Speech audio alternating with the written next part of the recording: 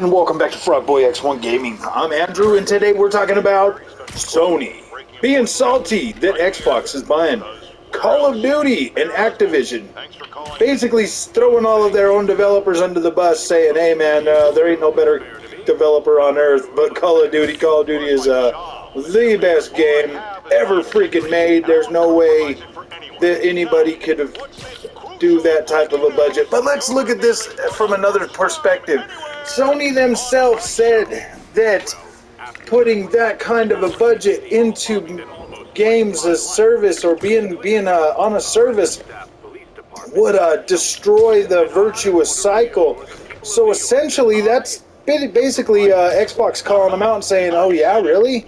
Well, we're gonna buy Call of Duty and we're gonna put them right onto our service day and date." So that there's got to have you thinking a little bit just about that. Now, I mean, it is kind of funny to listen to the way Sony was talking about that. I did read some of that. I am playing this game right now, so I don't really have exactly all the quotes in front of me.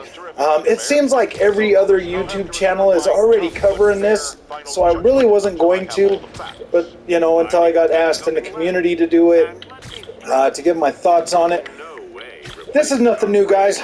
I've been saying this since the beginning of this generation. Sony's games are great, but they would be much better on PS Plus Premium. 100%. A lot of their games are one and done. You can play those and be done with them, and then it's, yeah, like, you don't necessarily want to play through them again. So, yeah, I think actually to call Sony on their whatever is, yeah, Sony, your games are literally built for a subscription service. Literally built for a subscription service. Do I think it would hurt Sony's business model? Not in the slightest. Do I think it would actually increase for them? Yes, it would. 100%. Microsoft's already paved the way, already done all the footwork, and putting Call of freaking Duty on Game Pass day and date.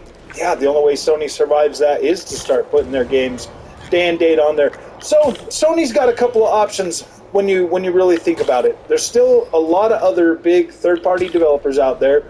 PlayStation will still have access to Call of Duty games. Microsoft's already made that clear that they have no intention of taking those games from the community, so that there is a good thing.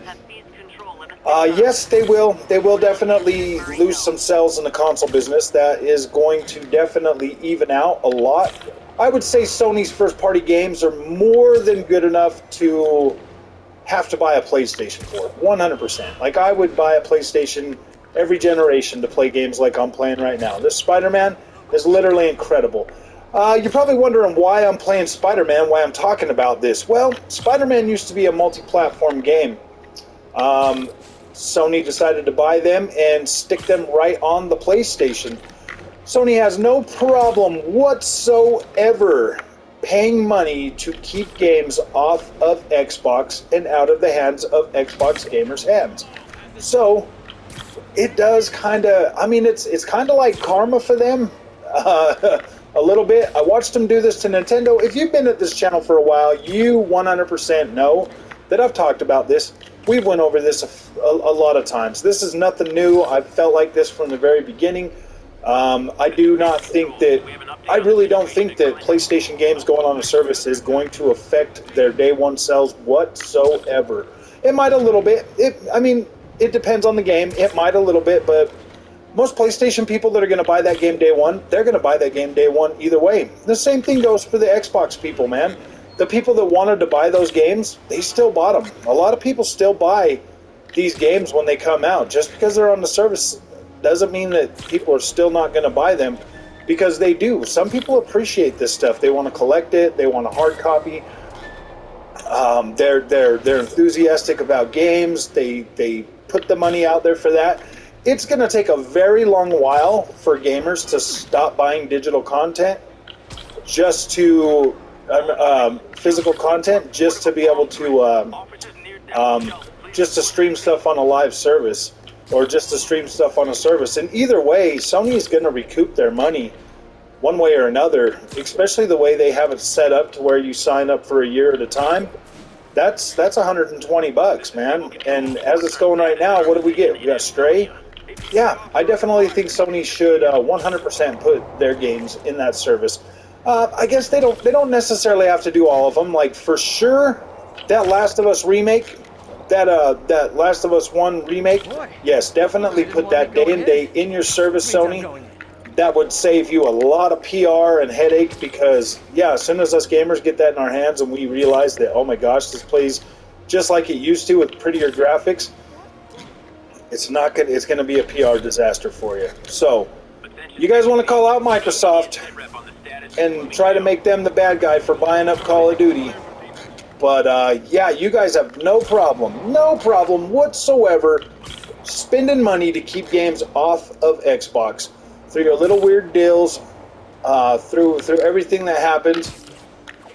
Like that's just just disingenuous to ask to say that about Microsoft buying Call of Duty. Call of Duty is, yes, it is the biggest one out there, and definitely it is going to tip the balance and help Xbox compete more in terms of hardware sales against PlayStation. Yeah, that is. I personally think that Call of Duty will literally even the playing field between PlayStation and Xbox. Yeah, there is going to be a lot of people that are going to jump over and get themselves an Xbox because of the Call of Duty deal. But there was a lot of people that jumped over and got a PlayStation because of the $100 difference at launch for the PlayStation 4. And, you know, just the fact that Microsoft really did struggle out of the gate last generation with that Xbox, and then not having the Call of Duty rights on Xbox anymore, that definitely tipped the balance towards PlayStation. So I think Call of Duty is going to even things out. That's my 100% honest feelings about it. I feel like it would even it out. It would make Xbox and PlayStation, it would put Xbox and PlayStation on equal ground. And then if Sony wants to continue to do their paying to keep games off of Xbox, then Xbox can be like, all right, man, because you already know Final Fantasy VII. I actually just finished the Yuffie DLC on that just a few minutes ago, and I was thinking, I was like, man, it would be nice if Xbox gamers got to play this stuff, and it would, because, yeah, exclusives matter. Third-party games matter more, especially games like Call of Duty and Final Fantasy and all of these other games. But yeah, that's my thoughts on it. That's how I'm feeling about it. If you've been with this channel for a while, you know that I've felt that way for a long time. It's just fitting that I'm recording this video on my PlayStation 5 while playing Spider-Man, a game that was essentially bought by Sony, and yeah, it hasn't seen an Xbox since. So I don't feel bad for Sony. I just feel like, oh no, they better do something else to compete a little more as they go forward. They're going to have to upgrade their virtuous cycle a little bit. Start putting these games on the service, because they are great, and that would get a lot more people playing them on the PlayStation platform. So if you like this content, don't forget to like and subscribe, and I will see you in the next one.